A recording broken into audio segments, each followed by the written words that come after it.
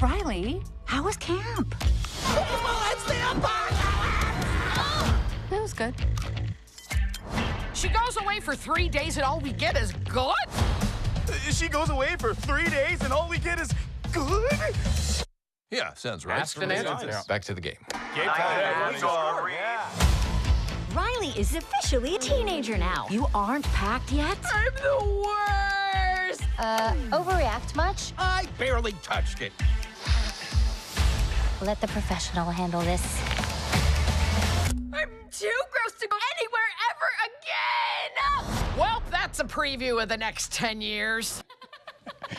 That was a clip from Pixar's hit movie in theaters right now, Inside Out 2. The film focuses on different emotions that we all feel on a day-to-day basis and proves that both the good and the bad have an important role. Yeah, a little refresher on the puberty stages there, Oh, right? my goodness gracious. Dr. Laura Saunders is a psychologist and director of Hartford Healthcare Center for Gender Health, and she is joining us now to talk more about this and this movie. Hey, Doc. Hello, friends. Happy Wednesday. I love to see this dream team here this morning. And yes, we are going to talk about Inside Out 2. I love this movie, and I love the way that they visually conceptualize an emotional firestorm. So we can actually learn and take away from a movie. That's what I'm walking away with. Yes. So this movie is great. I mean, you can take young children because it seems like it's Pixar, but I think a lot of the emotional content is over their heads, but they would enjoy it. But certainly teens, young adults, even adults, right? Even full-grown adults like us. I take away things every time I see one of these movies. Often I see them multiple times because there's different things that I take. But the most important message is every single one of our emotions are critical. We need all of them. We just don't want any one of them to take over the board, as they say in the movie. Over the board. Well, it's so funny when you see those characters in our head personified and the different roles that they play. And, right. And you know, how something can spark really quick and get intense and then roll back again. What is one of the most compelling lessons that you've seen from where you're sitting as a psychologist? Well, again, you know, how they bring emotions to life, right? And, you know, I think with Inside Out 1, one of the biggest takeaways was there is no joy without sadness, right? Joy was trying to just, you know, push away all the other emotions, but we need all of our emotions. So that's really such a critical point. We need, I mean, in this, it's like, you know, there's disgust and envy and anxiety and ennui and all these, and, you know, joy and embarrassment. We need all of these things. And it is so funny to see how they portray puberty as being just a whirlwind of emotions and that, you know, they can be labile at any time. You know, I think we saw a little bit of this in the movie Barbie, too, because everything was just happy. There was no sadness. There was no upset. There was no anger. It was just happy. And then she realized something was missing. Right. That's an excellent analogy. Yes. So in that same line of thinking, when things seem perfect all the time, how do you know they're perfect? Because that's what you have all the time. So, you know, using really all the different themes. And there's a huge theme in this movie of self-compassion, right? You can have things absolutely falling apart in your life, but being hard on yourself only makes it worse. And we talk about this all the time, being good to yourself. Not, if you wouldn't say it to someone else, don't say those things to yourself. And, you know, the importance of connection and emotional connection. And I love how you say by recognizing the purpose of each emotion, we can better examine our responses and understand where people are coming from. So it's not even an introspective thing, but it's actually seeing like your outside environment and maybe why Sally acts the way she does, you know, like a little bit more empathy perhaps. Right. And, you know, one of the things it talks about is, you know, primary emotions and secondary emotions. And a lot of the secondary emotions are things that we learn or teach, right? We teach our children a lot of secondary emotions. Empathy is something that you teach.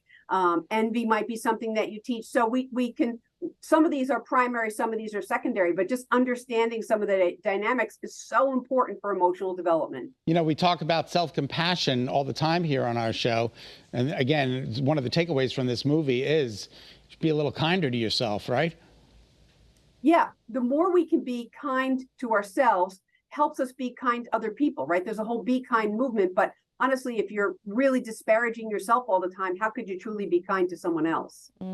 That's a very good point. Yeah, it really is a good point. My mom always said growing up, don't speak to yourself the way you wouldn't speak to a friend. Exactly. Right? So, or speak to yourself the way you would speak to a friend. Yeah, exactly. That's a little easier. Sorry about that. I got a little ahead of myself. I don't know what emotion took over there. Exactly. But it's okay for adults to go see this movie without kids. Is that okay? Well, my kids are young adults, but I saw this, right, with a friend. I didn't go to see it with my kids because I think there's so much to learn. To me, it was like a little bit of research. Yeah. But it is so critical. And what I also really love is the fact that it in certain people, some primary emotions take over. Like we know those people that are anxiety driven. We know those people that are more prone to anger. Right, certain emotions take over, and that's a sign that there isn't quite as much of a balance in their emotional well-being. What you're describing reminds me a lot of IFS, internal family systems, which is a type of therapy, right? Yes, so that's real where you have kind of an internalized structure, like who's the mother figure, who's the father figure, who's the paternal figures, who are the sibling-like relationships. So you create these internal structures.